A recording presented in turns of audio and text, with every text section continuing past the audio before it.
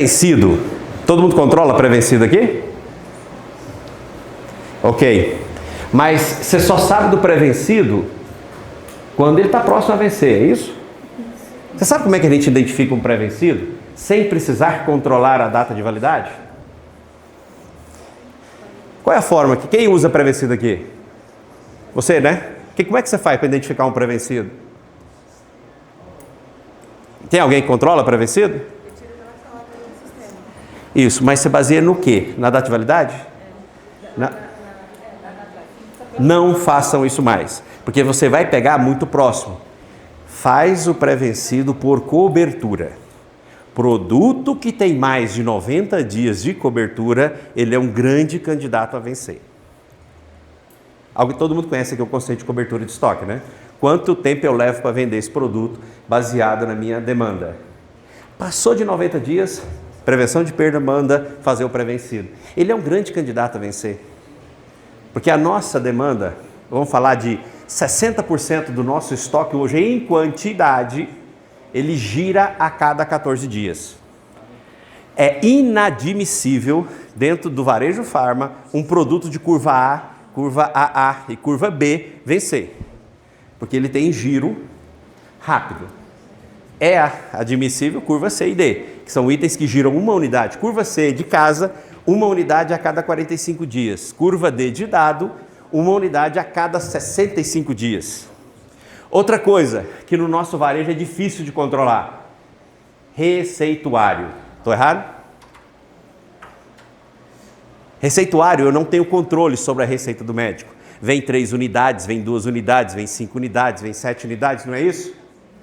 Agora, qual é a melhor forma de eu controlar? Anotem aí, pede para o software de vocês. Como é que eu faço para garantir que o meu cliente não vá para o concorrente? Porque hoje eu tenho que ir, no mínimo, em 3 a 4 farmácias para completar uma receita. Ou não acontece isso com vocês? Como é que eu faço para resolver esse problema nas nossas aplicações? Eu pego a venda dos últimos 6 meses de receituário e pego a maior venda que se repete e financio aquela unidade. Porque o financiamento de controlado, ele é barato para a empresa, mas é caro na percepção de falta. Então você vai ter nesses macetes dentro da sua ferramenta, você fala lá com o Big, Alpha, Links, que melhora o seu dia a dia. Ok? Controle de XML.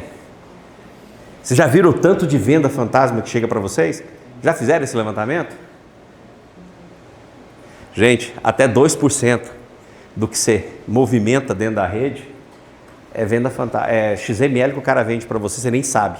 O cara lá no Acre, o cara lá no Piauí, o cara lá em Goiás, lá em Brasília vendendo para você. Se você não tem esse controle, você é protestado. Nós tivemos um problema em Brasília em 2021, 2020, de uma quadrilha que vendia, deram um cano de mais de 35 milhões de reais no Santander e no Safra. Só fazendo isso. Então temos que controlar. Diferença de balanço. Vocês têm que estar controlando bem. Eu, nos meus clientes, falo, balanço você faz uma vez por ano. No máximo 2. Tem gente que faz balanço todo mês. Tem algo errado. O seu processo não está correto. Eu faço balanço a cada 3 meses. Se você colocar isso na ponta da caneta, é dinheiro para dedéu. Um balanço hoje não fica menos de 7 mil reais por loja. Independente se você faz por equipe própria ou que você terceirize isso. Então, essas são as formas que a gente consegue estancando o dinheiro, né? Olhar contrato de verba para quem tem mais de uma loja, observar se esses contratos estão sendo bem feitos. Entender, por exemplo, todo mundo sabe qual é o papel da famosa curva BC? Tem aqui um pincel ali? Esse aqui? Você sabe para que serve a curva BC?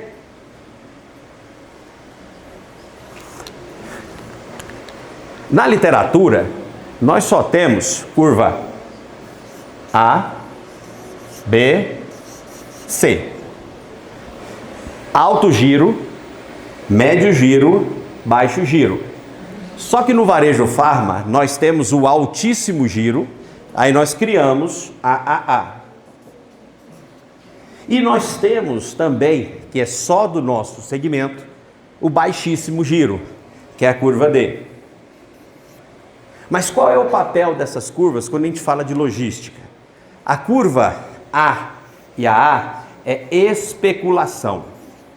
Curva B, preditivo. São produtos preditivos que vendem de 3 a 4 unidades por semana, que não pode faltar no nosso estoque. Curva C, eu quero ter uma unidade no estoque. E quando eu vender, eu repor ela o mais rápido possível. E curva D de dado, na maioria das vezes, são produtos de encomenda. Por quê? Hoje, a maioria do problema do varejo farma está aqui, ó, na curva C e D. Concordam? São produtos de baixíssimo giro que eu não tenho controle sobre a demanda. A partir do momento que você tem um processo inteligente de geração de demanda, baseado em cálculos matemáticos eficazes, não essa porcariada que a gente vê aí. Pega 2, pega 3, divide por 3 e não sei o que por semana. Isso é batata, balela. Pega-se, por exemplo, eu utilizo muito suavização exponencial composta. Isso é maravilha. Nos ajuda aí muito, ainda mais num varejo extremamente controlado que é o nosso. Então, eu tenho, a maioria dos meus problemas estão aqui, tanto na falta quanto no excesso. Então, se eu controlar bem esses dois mundos, eu consigo ser eficaz em relação aos meus concorrentes, independente quem seja o concorrente. Independente quem seja o concorrente. A curva C e D é o que mais representa em faturamento. Já fizeram esse cálculo? Já observaram isso? É o que mais representa em faturamento, não logística. E eu costumo dizer que o dono de farmácia, ele não vende medicamento. Não vende. Vocês aqui que são de retaguarda, vocês não vendem medicamento. Vocês são operadores logísticos. Quando você entender que você é um operador logístico, a sua empresa vai voar. Porque é o seguinte, tem muita gente que é aficionado com falta.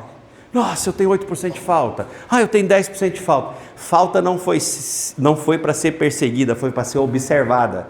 Dependendo do seu perfil de loja, seu perfil de público, você pode ter uma falta de 8%, que você está batendo meta. Você está batendo meta de margem. Para que eu vou querer ter uma falta de 3%? 4%? Depende. Então, por isso que a gente sempre, quando implementa a nossa consultoria, os nossos sistemas, a gente primeiro estuda qual é o cliente que nós estamos entrando, qual é o perfil dele, qual é a melhor forma dele ganhar dinheiro. Eu tenho um amigo também que ele falava que, Xana, a minha rede é 100% genérico e similar. Eu sou calcado em genérico e similar. Eu uso o ético para a isca. Falei, é? Então o que é esse estoque? Seu aqui, 50% do seu estoque está no ético. 50% do que você está vendendo está no ético. Porque para vender, dependendo, tá? O esforço de margem para vender um ético é maior do que eu vender 5, 6 similares ou genérico. Depende o perfil da rede. Aqui nós estamos falando de perfis. E nós temos que entender que se o nosso perfil é para ser uma rede de bairro, não há vergonha nisso. Vou trabalhar com uma rede de bairro e ganhar muito dinheiro com isso. Se eu for uma rede de perfil classe B e A, vou trabalhar com uma rede de B e A. Nós fizemos um estudo lá em 2003, 2004, onde a Rosário começou a ir para dentro dos bairros periféricos de Brasília. Não vendíamos, de jeito nenhum, porque o cliente de lá achava que tinha que limpar os pés para entrar na empresa, que a Rosário era cara. Então, se você tem um perfil, não adianta você tentar descer. Não adianta. Ou você troca a bandeira. Muitas redes tentaram fazer isso, são poucas que conseguiram sucesso. Pouquíssimas. Mas se você tem um perfil, foca nele. Porque o seu perfil de compra vai ter que mudar. Você gerenciar 2 perfis de compra é difícil. Seu custo vai onerar e muito. Eu vejo redes, por exemplo, com 70 lojas, com 20 pessoas, gerenciando toda a rede. Já vejo redes com 10 lojas com 40 pessoas. Qual que é a diferença de um para o outro? Processo. E pessoas. De novo, querem crescer? Invistam em pessoas. Não sejam empresários que acham que ter funcionários qualificados é gastar demais.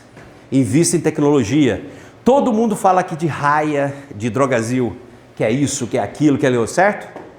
Você vai chegar um momento da sua empresa que você vai ter que investir até 1% do seu faturamento em tecnologia e pessoas. A Raia investe isso. A Drogasil investe isso. Mas eu quero ter o que a Drogasil tem, o que a Raia tem, sem fazer investimento. É impossível. Só cresce no nosso segmento quem investe em pessoas e depois tecnologia.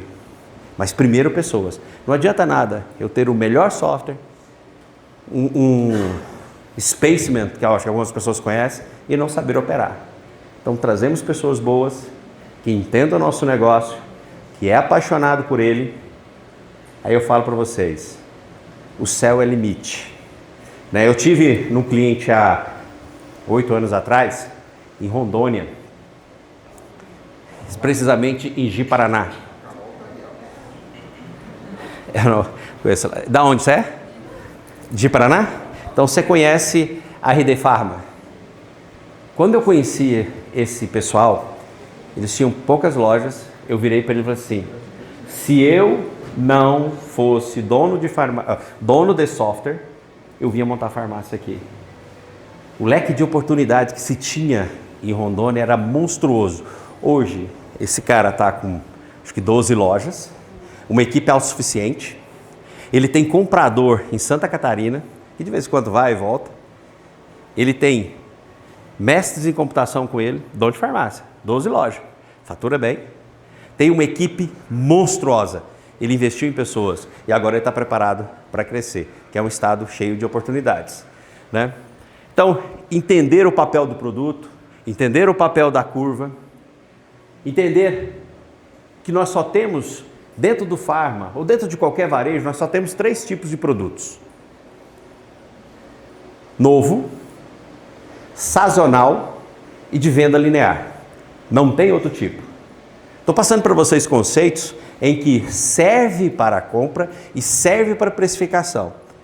Vocês pararam para pensar que só existem esses 3 tipos de produto?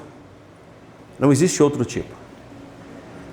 O item novo ou de venda sazonal, ele ou eu projeto uma demanda ou ele nasce a cada ciclo. Então eu faço uma previsão de venda. Não adianta, produto novo, eu vou olhar a categoria, vou olhar o fabricante, vou olhar o potencial e faço investimento nele. Já o produto de venda linear é aquele item que vende 2, 3, ou então vende 10. No momento ele vendeu 60. Para ele dar essa barriga, houve um agente externo, ou uma promoção da indústria ou da farmácia, e eu tenho que ter inteligência o suficiente para eu cortar, porque isso não é padrão na minha geração de demanda. Então isso é importante, a maioria dos softwares hoje não faz. Eu fico aterrorizado quando eu chego num cliente para fazer visita de softwares concorrentes, o comprador leva 5 horas para fazer uma compra. Leva 4 horas para fazer uma compra, leva 2 horas. Aí eu pergunto, por que você está fazendo? Não acredito no sistema. Pessoal, todo software foi feito para funcionar. Do jeito dele, foi feito para funcionar. Se você não acredita no software que você tem, que o seu comprador ou você para comprar, leva mais de 15 minutos, troca o software. Troca o software, porque você está perdendo tempo. Porque se você fizer a compra em menos de 15 minutos, você tem tempo para quê? Para negociar, para pesquisar mercado, para entender o que está acontecendo. Eu costumo presentear os meus clientes, quando eu tenho um problema com o comprador, que ele leva mais de 1 hora para comprar, eu compro uma ampulheta e boto na mesa dele. Você tem 45 minutos para negociar. Você não precisa estar com o representante ouvindo a vida dele, ou contando o conto da carochinha. Eu não sou contra representante não, tá, pessoal? Eu sou contra desperdício. Porque eu costumo falar o seguinte, você quando é pequeno, 1% dói. Você quando começa a crescer, 1%, dói. Mas a hora que você começa a dar aquela respirada com o seu negócio, que você não fica só na sexta loja, sétima loja, 1% é dinheiro para dedéu. Porque a hora que você multiplica isso por ano, dá uma loja. Ainda mais vocês, com 300 lojas, 1% é dinheiro para dedéu. Então, já falei sobre a entrada de nota, controlar ela. Onde a precificação entra nesse processo? Entender mercado, entender de imposto, chamar o seu contador para bater um papo e entender o seu regime. Gente, eu fico horrorizado quando eu vou conversar com o cliente, ele não sabe nem qual regime fiscal que ele está enquadrado. Ele nem sabe fazer o custo baseado no seu regime fiscal. Isso é uma deficiência do seu contador. Chama ele e faz, do seu contador e do seu software. A precificação, ela é muito importante. A cada entrada de nota fiscal, revisitem sua precificação. Não precisa ser nota por nota, não. Marca todo dia 1 hora. Das 8 às 9, bom dia a todo mundo, eu precifico. Vocês vão ver o resultado que vocês vão ter. Então, sou da Vetor. Cristiano, desculpa aí as falas mais eloquentes, mas eu amo o que faço. Estou nesse mercado há 25 anos e quero estar mais os próximos 25 anos com vocês. Obrigado.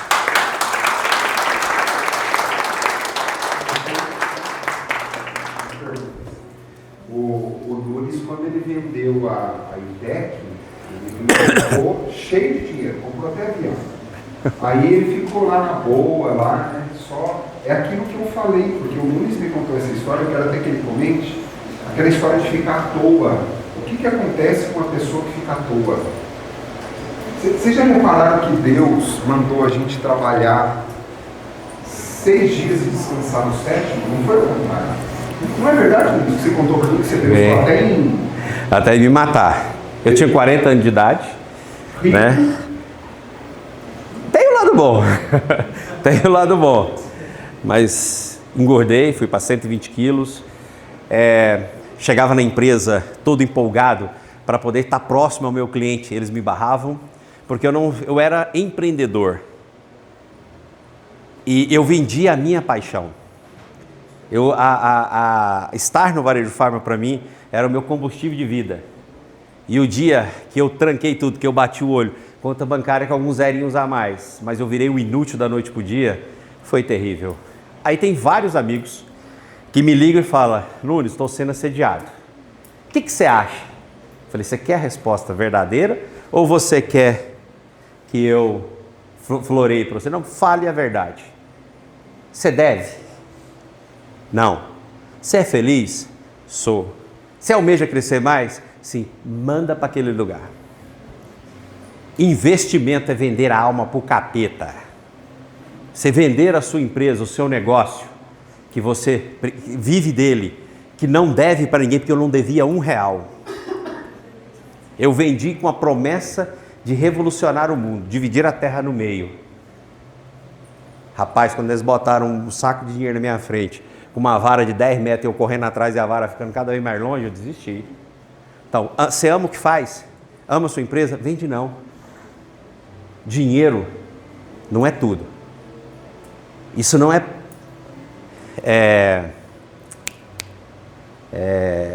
não é ser demagogo. Eu sofri demais. Quando foi em 2022, surgiu a oportunidade de voltar, estou aqui de novo com vocês. E é legal que os clientes chamaram ele depois, né? Que foi o que eu presenciei algumas vezes. Mas tá bom. Pessoal, perguntas.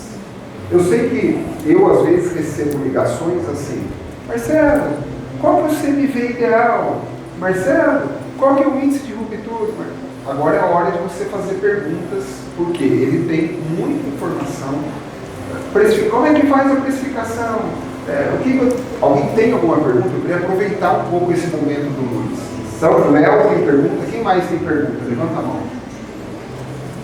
Tem pergunta? Malcolm? Quem mais? Tem pergunta? Muito bem. Então escreva essas perguntinhas aí num papel. Eu vou ir buscar. Enquanto ele está falando, escrevendo as... Aquela moça que rodou nele, ela conhece todo mundo, porque ela trabalhou lá. Nessa rede aí que você falou. Né, Carol? Ô, Carol, não é? Conhece lá o Gelson? Você trabalhou nessa rede aí? Trabalhou? Conheceu o Gelson, então? Antes, vamos fazendo as perguntas, mas eu costumo dizer o seguinte: CMV é um importante indicador, mas o mais importante do que ele é o seu poder de endividamento. Eu costumo dizer para os meus clientes, tanto do Vetor quanto da minha consultoria, compre apenas 60% do que você vende. É o poder de endividamento. Isso não é CMV. Você não precisa comprar mais do que isso, que você vai ter saúde financeira, um estoque muito bem regulado. Lógico que você tem que ter todos os algoritmos por trás para controlar isso. Eu, na última palestra, eu contei que eu fiz, na minha ingênua arrogância, né? Quando a gente é mais jovem, nós somos muito arrogantes, um cliente falou: olha, eu não compro mais que 60% do que eu vendo. Eu falei: eu duvido. Eu duvido. Eu compro. Eu duvido. Aí ele falou: vamos pegar uma aposta? Eu falei: beleza, R$100 mil nós apostamos. E eu perdi. E paguei chorando. E paguei. Mas o que? Foi uma grande lição. Isso eu trago para os meus clientes. Seu contas a pagar de mercadoria não pode ultrapassar 60%. Agora, Nunes, como fazer isso? Com duas ferramentas. Hoje, eu te garanto que você faz. Indicadores bem feitos, MySear e Vetor. A gente consegue controlar isso. Primeira pergunta para você, se for bem objetivo e nos ajudar, qual é, então, uma composição de estoque ideal? Aqui ele está falando de curva, mas se tiver outra ideia, mas como é que é essa composição ideal? Ela depende, não existe o ideal, não existe receita de bolo. É você entender onde você está, qual é o seu público-alvo. Porque se eu virar para você que existe uma receita de bolo, eu vou estar mentindo. Tem produtos que são muito bons, por exemplo, em Taguatinga, em Brasília, que são péssimos no plano piloto. Tem produtos que vendem muito bem na minha região, onde eu moro, em Goiânia, que são terríveis em outros. Então vale o quê? O seu estudo de mix, qual é o cliente que você quer atender. Não adianta dizer, quero uma receita, não existe nenhuma bula para negócio. Quer dizer, você não respondeu... Mas não tem. Não tem. É estudo. Nós temos que entender onde você está e qual o seu público. Se qualquer pessoa que vir com receita de bolo para você, ela vai te fadar a quebrar. O Moca do Rio.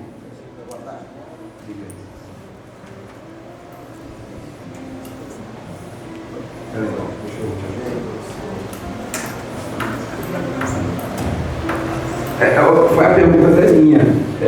Exemplo, assim, eu tenho um estoque de 100 mil. A curva, qual seria a participação dela nesse estoque? Seria 40%?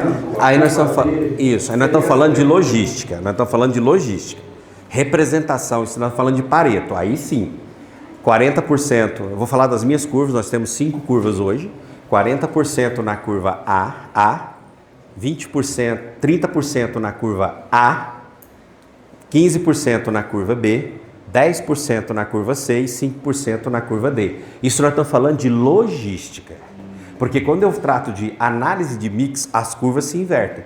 Por isso que eu te falei que nós temos que estudar o que você tem para a gente poder indicar qual é o perfil correto. Porque eu tenho clientes na mesma região, na mesma cidade, que os perfis são diferentes. O percentual é igual, mas o perfil se torna totalmente diferente. Então, por isso, de novo, não acreditem em pessoas que vendem bula para tudo. Obrigado. Mas o número você entendeu agora. Então fala de novo então, vai. Fala devagarzinho, devagarzinho. AA 40. AA 40. Curva A 30. AA 40, curva A 30. Curva B 15. Curva B 15. E curva C 10. E curva C 5. Somando tem que dar 100%. O que nós chamamos de AA? Altíssimo giro. Tá? São produtos de altíssimo giro. Porque quanto mais eu vendo, menor a minha cobertura. Quanto menos eu vendo, maior a minha cobertura para potencializar produto na loja. Para retirar a sensação de falta do balconista. Hoje, a choradeira do nosso balconista, do nosso gerente, não é pela falta, é a possibilidade. Então, quanto mais ágil você vai na reposição, melhora para você. Você não precisa comprar 2, vender um, repõe o mais rápido possível. O que seria suavização composta? Suavização exponencial composta é um cálculo matemático, vocês podem pesquisar no Google, onde a gente atenua extremos. A gente dá bastante ênfase ao presente, comparando com o passado e atenuando extremos. Por exemplo, eu tenho um produto que vende 3, 3, 3, 3, da hora vende 12. O software que não tem isso, ele vai jogar o seu produto para cima. Aí você tem que ir lá e ficar cortando. Com a suavização, não, ele consegue cortar, ele consegue ter uma curva de tendência e cortar o máximo possível que ele pode. É que às vezes o que acontece? A gente faz uma campanha de vendas e dá aquela barriga que ele está falando. E alguns sistemas não enxergam essa barriga de uma forma pontual. Então, é a mesma coisa que você falou. Sim. Eu não posso olhar esse gráfico tão assim. Tem que ser muito mais na linha de tendência. Eu já vi isso no vetor. Agora, eu vou te responder na sua pergunta e aqui também. Qual é a quantidade de dias ideal do meu estoque de rede? Depende da farmácia, mas 99% das farmácias hoje, médias e pequenas, se abastece muito bem com 55 dias de estoque. 55 dias de estoque. Aí, aproveitando, uma coisa que nós já discutimos, né? Discutimos em bom sentido. Quando a gente vai analisar estoque, nós temos que ter estoque 1 para 1, né? Que é o ideal. Exemplo, eu já vi você falando isso várias vezes. Então, assim, eu tenho 100 mil de produto, 100 mil de venda, 100 mil de estoque. Isso. E 55 dias. Não, 100 mil de venda, 50 mil de estoque. Que eu não falo venda porque é o seguinte, eu estou falando custo. Isso. Custo. Então é 100, 50. Isso aí. Sempre, o meu contas a pagar de produtos, se vocês conseguirem fazer isso, vocês vão voar. 59,99% do meu contas a pagar está atrelado a produto de revenda. O restante é para eu pagar água, luz, telefone, funcionário, imposto e se sobrar uma quirera para mim. Não, fala para o dono. Porque o dono é o último a receber. Dono, eu sou a quirera da quirera. Eu brinco que um software hoje, qualquer software, pode ser Vetor, Tech, Lynx, ele representa na sua despesa 0,001%. É o menor dos seus custos. Mas eu costumo dizer que é uma pulga na despesa, mas é a pulga que carrega o cachorro. Então você tem que ter uma pulga forte, onde você pode crescer na horizontal e o software cresce na vertical. Sempre, se você pegar hoje o seu custo, pega o que você gasta em tecnologia, é 0,0000 alguma coisa. É muito baixo. Então, respondido qual é o estoque ideal. Você falou sobre precificação com inteligência. Poderia falar mais um pouco do que é isso? Toda vez que eu compro, como é que a gente faz hoje nas nossas instruções? Nós criamos aqui, deixa eu usar aqui rapidinho. Vou virar para você.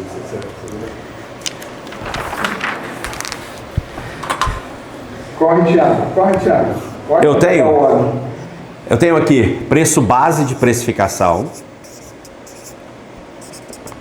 meu preço de custo e vou chamar meu preço final aqui, tá? Aí eu vou criar um outro aqui embaixo que não dá para continuar, vou chamar o preço do balconista e o preço do gerente. Então, eu tenho meu preço de custo aqui, que eu compro ele a R$ 1,90. Esse é meu custo praticado. Quem tem mais de uma loja, eu costumo falar o seguinte, e provar. Você tem que fazer o preço baseado, não é na compra e nem no último custo. É no valor do meu custo do estoque. Porque eu posso ter comprado o produto a R$ 1,50, a R$ 1,35, R$ 1,45, R$ 1,90. Aí eu pego quanto vale o meu estoque hoje e precifico a partir dele. Porque se eu fizer por R$ 1,90, muitas vezes eu posso ter fazendo o quê? Você pode estar criando a falsa ideia que você está sendo competitivo, tendo que baixar a margem. Se você olha pela média do seu estoque, você consegue manter a sua margem e ser mais competitivo. O que eu costumo fazer? Eu viro pro o meu precificador, fala assim, ó, se eu estou comprando a R$ 1,90, eu só quero voltar na precificação novamente quando esse produto chegar em R$ 1,98.